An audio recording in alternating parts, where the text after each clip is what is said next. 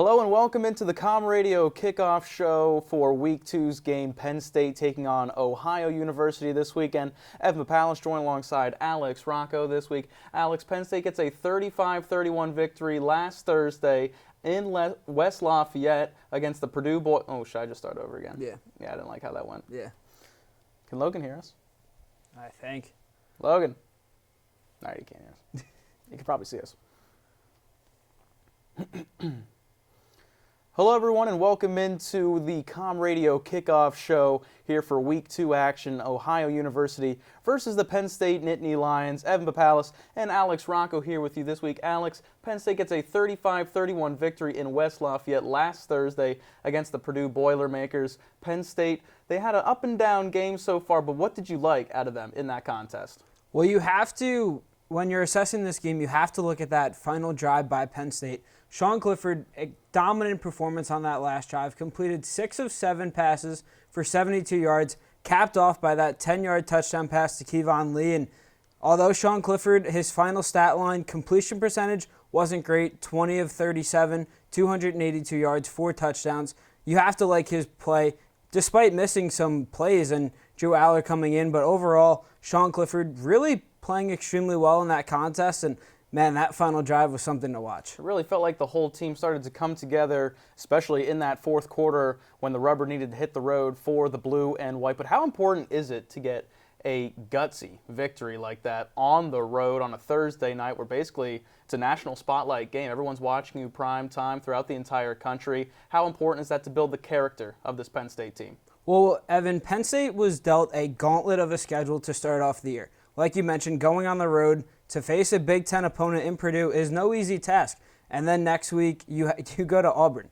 2 extremely hard matchups in the first 3 weeks. And to get that win, and James Franklin after the game called it a character win, and this is a big game for Penn State. Just to come away with the win, now you come back home, face an Ohio team that also won in Week 1.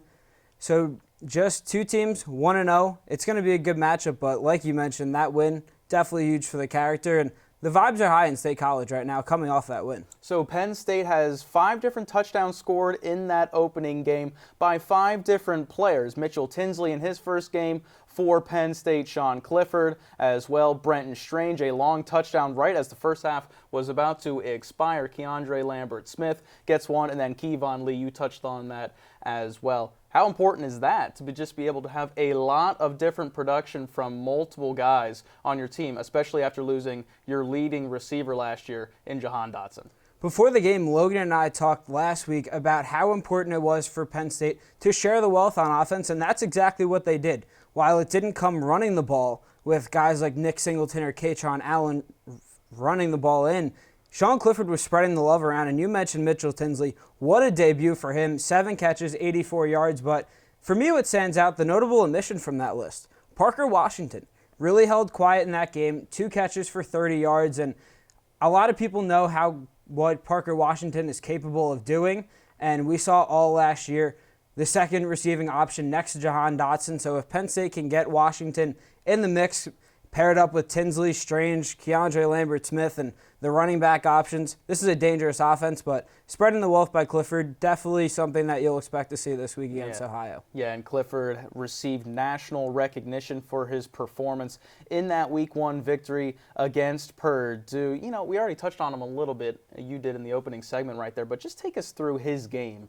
in total. What did you like? What didn't you like about Sean's performance? I thought Sean Clifford started off really strong in the first half, really played well and capitalized late with that big touchdown pass to your X-Factor, Brenton Strange.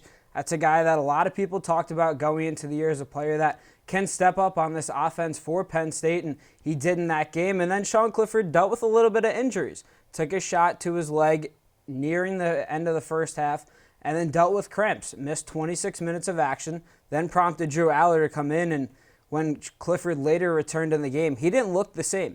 Really struggled. The offense stalled out and then threw a costly pick 6 that, in my opinion, turned the tide of the game. And a lot of fans were thinking, oh boy, it's the same Penn State team from last year. They're just going to crumble down late. But 31-28, under 3 minutes to play. Clifford executes an amazing 2-minute drive. capitalized by that Kevon Lee touchdown. There's not a lot more that you could ask from your quarterback. It was definitely a roller coaster ride for Penn State fans sitting on their couches Thursday night. Clifford comes out with that injury for a little bit there towards the end of the first half. We see Aller come in, had a pretty impressive opening drive as well. But we've talked about some positive, but does it concern you at all that Penn State, they didn't score any points in the first or third quarter of that game against Purdue?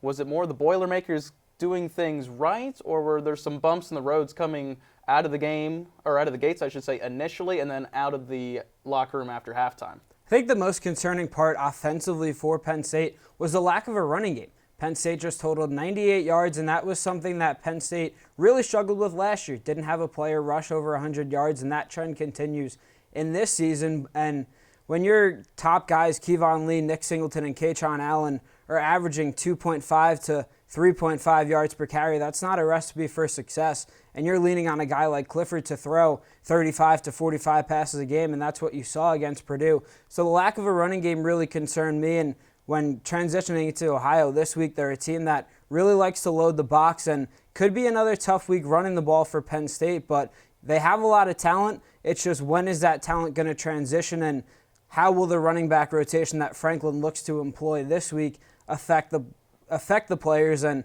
how are they going to gain any consistency if they're constantly getting switched out? Impressive Week 1 victory by Penn State, but that game's in the books. The Nittany Lions are a coveted James Franklin 1-0. They look to do the same this week as they're having their home opener. It's the first time that the Bobcats and the Nittany Lions are playing since September 1st, 2012, so just a little bit over 10 years ago. But the last time these two teams met, it was Ohio that were able to get the victory, 24-14. That was a game where Matt McGloin was the quarterback for Penn State. The Nittany Lions did take a 14-3 lead into the half, scoring no points on offense in the second half of that game. The final 30 minutes, nothing going for the offense.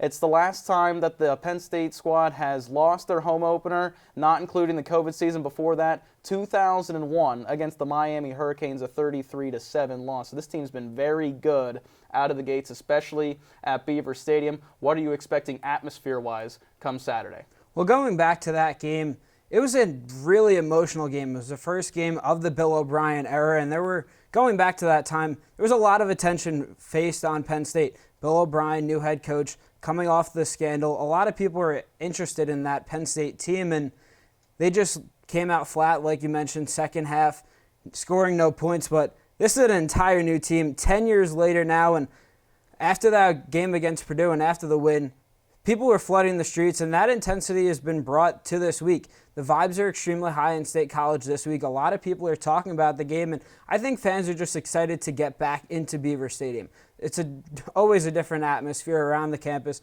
when it's game day, game weekend, and I think the fans are really excited, and from a Penn State player perspective, they're going to feed off that energy, and I'm expecting it to be a good game for the Nittany Lions. Penn State players and coaches expecting 107,000 strong come Saturday with that noon kickoff against Ohio University. This is a Bobcats team in the MAC, the Mid-American Conference to be precise. They went 3-9 last season, so definitely not putting their best foot forward, but they have a second-year quarterback in his junior season, Curtis Rourke, at the helm. He had a solid performance for Ohio in Week 1. That came against Florida Atlantic University, where he went 27 of 34, basically an 80% completion rate, 345 yards with 4 touchdowns and no interceptions to his name. The junior from Oakville, Ontario, is in his second year, as I just mentioned, as the starter. What does he need to be able to do on Saturday, Alex, to dissect that Penn State defense and potentially find another win for Ohio against Penn State? Well, Purdue had a good formula against the Penn State defense, and it was really predicated on getting the ball out fast. Aiden O'Connell completed almost 30 passes on almost 60 attempts. So yes, the completion percentage wasn't great, but he was really putting pressure on the Penn State defense. And from a defensive line perspective, Penn State really didn't generate any pressure on Aiden O'Connell until the last play of the game when Chop Robinson got home. But Penn State, really defensive line struggled in that game. So if Ohio keeps that same philosophy of getting the balls out quick, spreading their love to their different receivers, that could be a way to dissect the Penn State defense. But the secondary last week for the Blue and White played extremely well. Joey Porter Jr., 6 pass breakups. Kalen King really not targeted. So this Penn State secondary coming off a lot of momentum, but for Ohio, they just got to spread the love around and get passes out quick and get the ball to their biggest playmaker and running back, Saya Bangura. 114 yards last week on 23 carries. He's a special player to watch. So looking towards this game even more, head coach James Franklin was really excited that Penn State could open the season on a Thursday, not just so they could get that first game going and get, under your belt, but so you could have more time afterwards to prepare for your home opener. So the Nittany Lions about to have 8 days of preparation between their last game here in week 1 and week 2. What needs to improve the most heading from that first game to the second? Well, I think we talked about it a little bit earlier, but on offense, the lack of a running game. You have to be able to establish that running game, get guys like Kevon Lee, Nick Singleton, and Katron Allen going, because when Penn State's running the ball, they're a way better team because it takes the pressure off Sean Clifford, allows them to play in more play action, which opens up the passing game. So if you run the ball successfully, you're going to have success on offense, and then transitioning to the defense, you just have to generate more pressure on the quarterback. Guys like Nick Tarburton, Adisa Isaac, P.J. Mustafa really were no-shows in last week's game. So if they can generate more pressure, Penn State's going to have success. And the 8 days off really helped Penn State practice on that, but also get healthy. Theo Johnson missed the last week's game. Keziah Izzard, Smith Vilbert, all 3 guys questionable for Saturday's game. It still remains to be seen if they're going to play, but health a little bit in question for Penn State. But lack of a running game should be improved, hopefully on Saturday, and then generating more pressure were the 2 things that Franklin honed in on his media availability this week. Nittany Lions look to fine-tune some things, but both teams are 1-0 on the young season. Ohio University and Penn State do battle Saturday afternoon, a noon kickoff. You can catch all the action on CommRadio. It'll be Jake Starr and one of our insiders, Logan Barandis, on the call for the student-run station, but that'll just about do it for us here on the CommRadio Kickoff Show. For my partner and Alex Rocco, I'm F. Mapao saying thank you for tuning in, and we'll see you next week.